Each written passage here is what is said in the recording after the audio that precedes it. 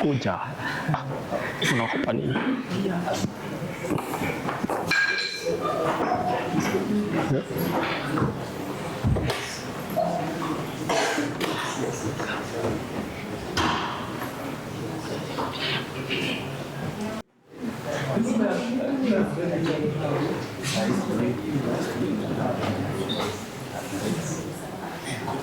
The matter once more. My name is Buto.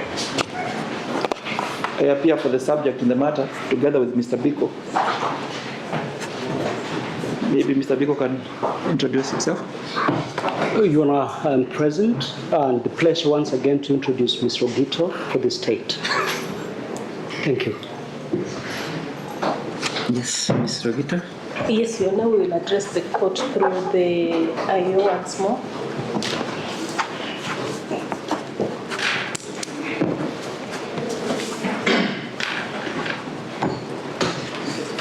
I speak of the name of the Almighty God, but the evidence I shall give you this court, tackling the matter in question, shall be truth, the whole truth, and nothing but the truth. So help me God.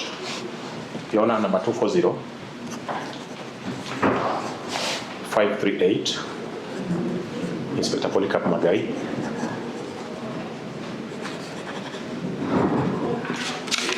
Officer in charge, DCI, Kuresoi North.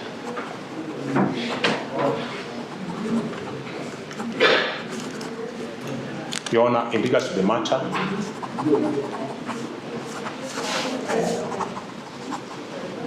the court gave a directive that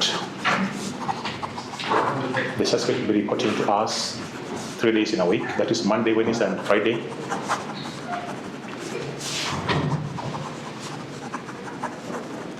And Your Honor, the suspect failed to comply.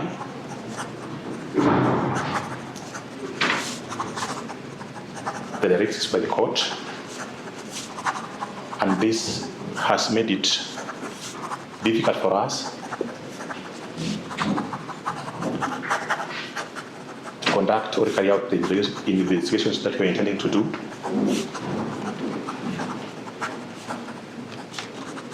And therefore, Your Honor, it is my humble request that the court may give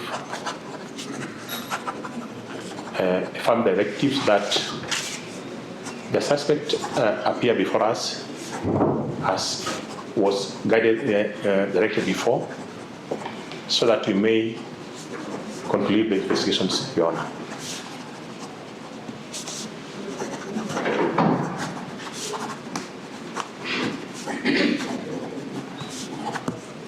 Ms. Rogito. Yes, Your Honor, I wish to echo the sentiments of the IO and indicate to the court that the orders of this honorable court were issued in vain. The respondent did not obey the same. thus frustrating, It never appeared at any given time? At any given time. thus frustrating the investigation. That is where they are not concluded as at now. We therefore will be praying for an extension for 21 days. And if we compelled by this honorable court to obey its orders, so that we are able to make the necessary arrangements and investigations be concluded. We so pray. Mr. Guto? Your Honor, we oppose that application. And the results that have been given by the DCIO. Your Honor, I've been following up this matter from the time the court's orders were given. And I advised my clients accordingly. My client has been attending. Unfortunately, the DCIO is the one who has never been at that particular police station. The information that I have is that he had gone back to his village. And he was not there at any time. Our client has been complying with the court's order, even when these particular orders were very, very difficult to comply, but he was complying with them. When did your client visit the station, Mr. Guto? Your Honor, every time. Which time? He was supposed to go there on Monday, on Wednesday. Who did he meet at the station? Because at least somebody must have received him. Your Honor, bearing in mind that is honorable. Your Honor, he used to go there. Just give me a date, and who did he meet?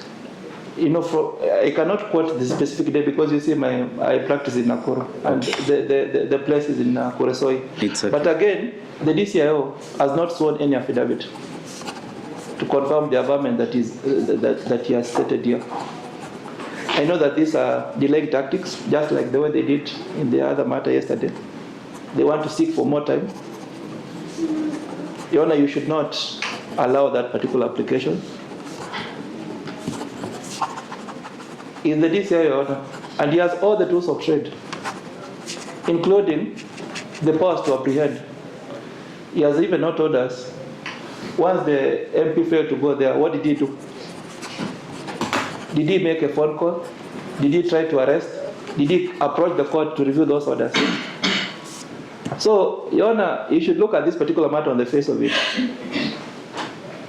The IO in this particular matter is not genuine, is not telling this court the truth, having all that discretion on all that particular power.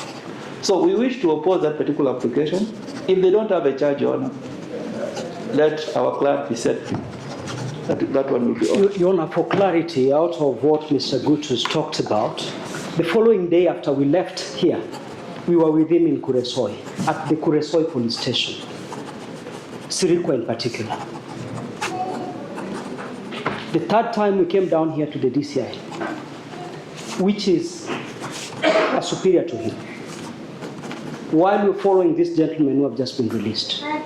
So 3 times we've been in pursuit of the police to have him attended to. For more clarity, there is no affidavit before you of reliance to execute the claim made if he was an advocate from the bar, as a police officer from wherever he is.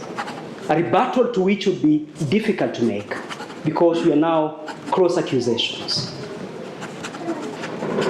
He is the one who paid bail for all these gentlemen who have just left here. They have been attending to court. Mr. Guto's bail has been paid by him. Ishua could not defy the police and still be present today in court as he has come diligently.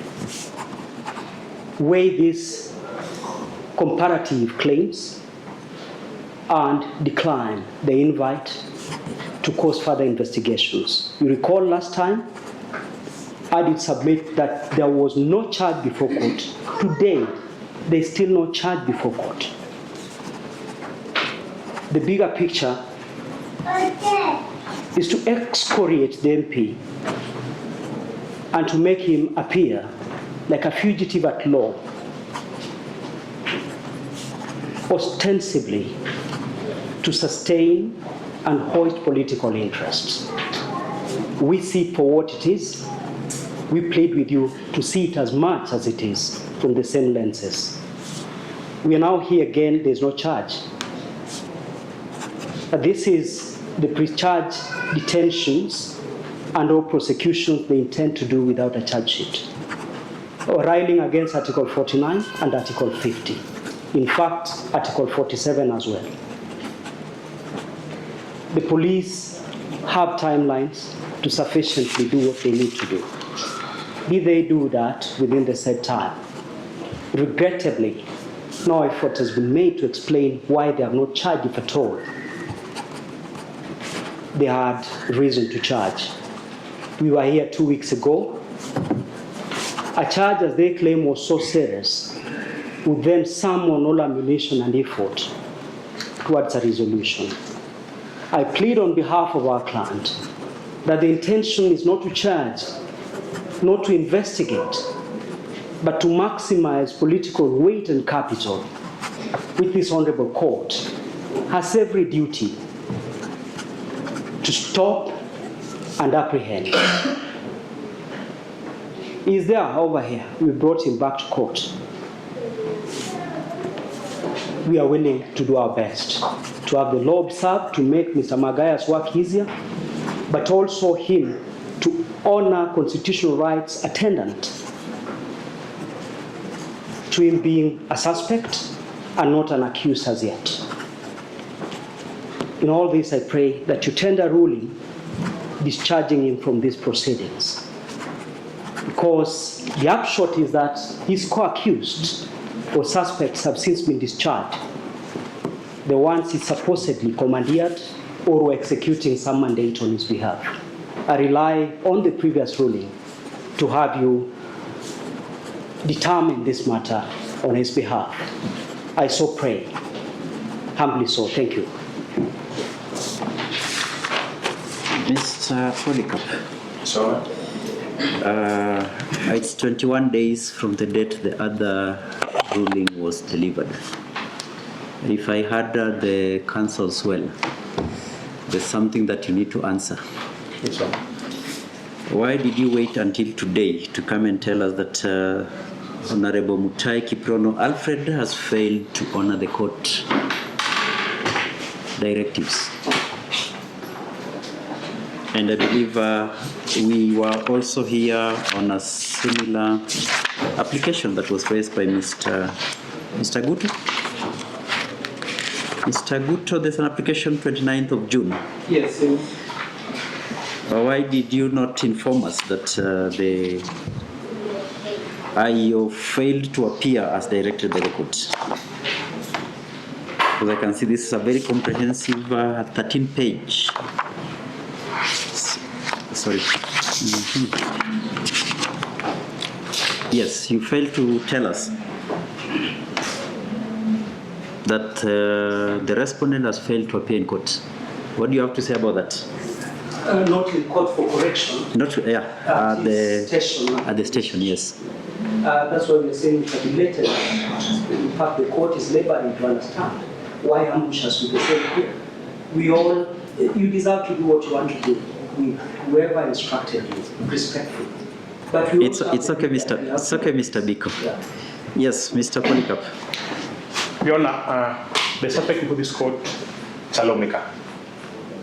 Your Honor, when these directives were given by court, to my understanding, I thought he was going to abide by it. Okay, didn't understand what I was saying. I delivered a ruling on 2nd of July. Correct? Yes, Your Honor. Was it second? The first one was on.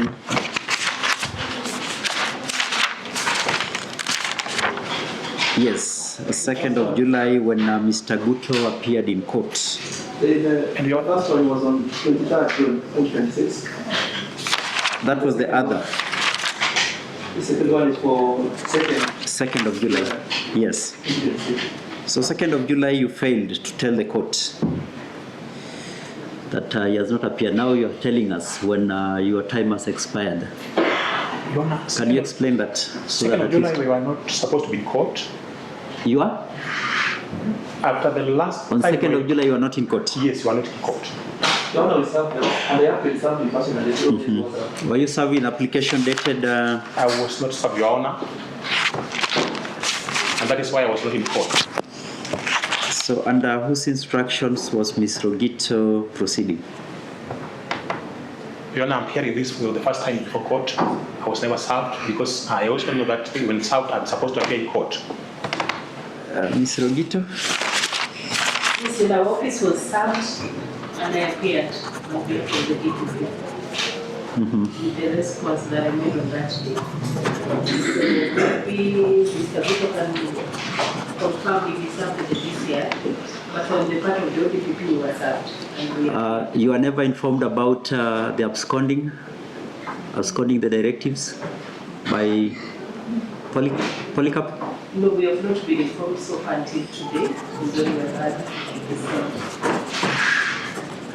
Your Honor, I hasten to add that she's a very truthful person. She was always truthful. You can see the difficulty in her own client that she has admitted that they were served, and he asked correctly, why was Ms. Rogito proceeding that day?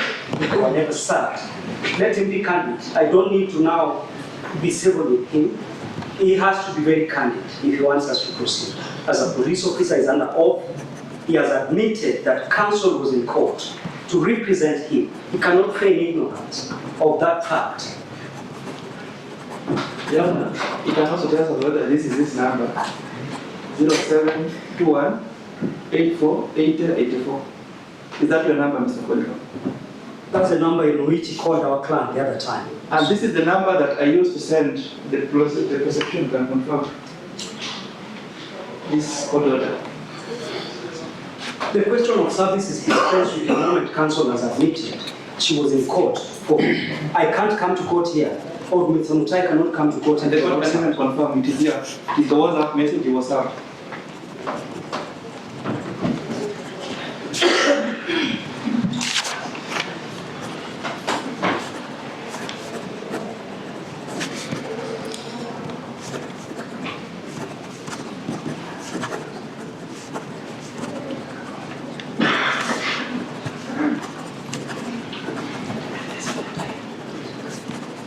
Gentlemen, there's a very reference letter here that I wrote to him.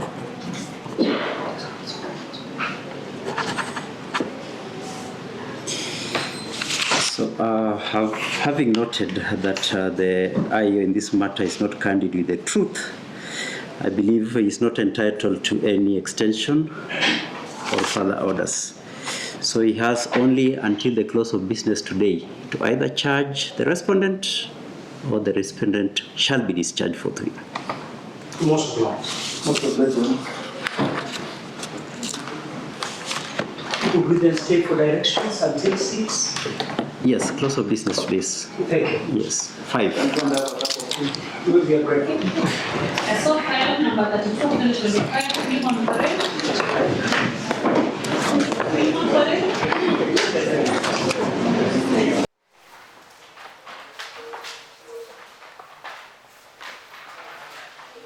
Okay, well, the same will be posted to the CTS, but accordingly judgment is entered in favor of the plaintiff against the defendant jointly and severally as from liability at 100% against the defendants, general damages for pain, suffering and loss of amenities, 1.5 million, future medical expenses, 200,000, a total award of 1,766,600. The plaintiff shall have the cost of the suit together with interest. I know Miss. Yes. You're not the frame of 5 days of execution. That is Miss who? CTNA, Your Honor.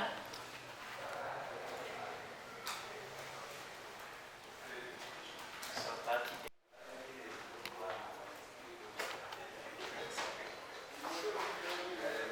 Civil file number 806, 2022, Sylvia Anyago Mburi versus Ayub Barasa Nyongeza.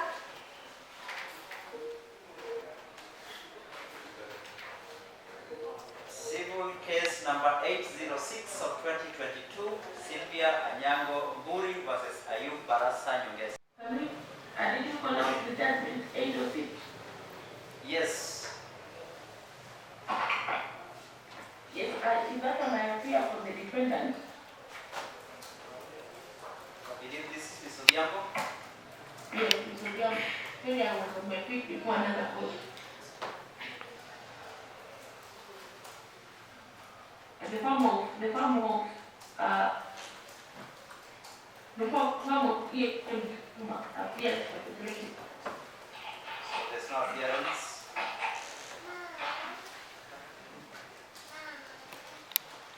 Well, the same will be posted in the CTS, but the disposition of the judgment has been entered in favor of the plaintiff against the defendant. Liability as agreed by the councils on the 9th of March this year, that is 100% in favor of the plaintiff, as adopted in the MCC number 808 of awarded. That may stay with execution. Yes, granted.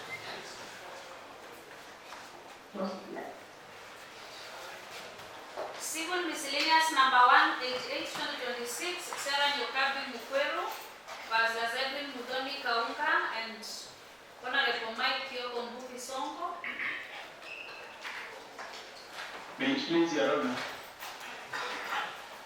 In the matter, my name is. The respondent, the other counsel. Miss, the respondent, the late case, relied on section 107 to 109 of the Evidence Act, stressing that the burden of proof lies in the party alleged. He cited the case of Karugi and another. So the matter of the protection against domestic violence between Sarah Nyokabi Mukweru versus Edwin Mudoni Kaunga and Honorable Mike Kihika Sudi. The ruling, the applicant Sarah Nyokabi Mukweru has approached the court by way of notice of motion dated 22nd June 2026, seeking protection orders under section 8, 12, and 13 of the Protection Against Domestic Violence Act 2015. The respondent, Edwin Mudoni Kaunga, is facing trial in a High Court criminal case number 25 of 2026 for the offense of murder, contrary to section 203 as section 204 of the penal code. The deceased being the applicant's daughter and will. The applicant's case argued by Ms. Chaiwaya. I don't know whether I got it right. It's Chawia, Your Honor. Yes. Chawia. That while in custody, the respondent has referred the taking of plea and directed the respondent be referred to Mathare Mental Hospital for treatment. That order, however, stopped short of making any declaration that the respondent was incapable of participating in civil proceedings. They deferred in proceedings. A formal judicial pronouncement to that effect is required. In the present matter, no such pronouncement was made by the High Court.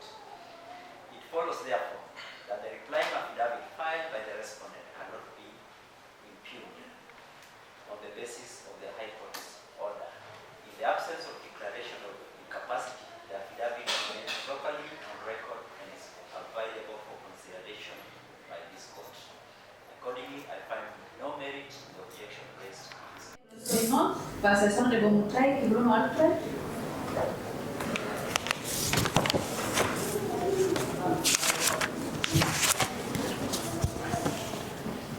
Yes.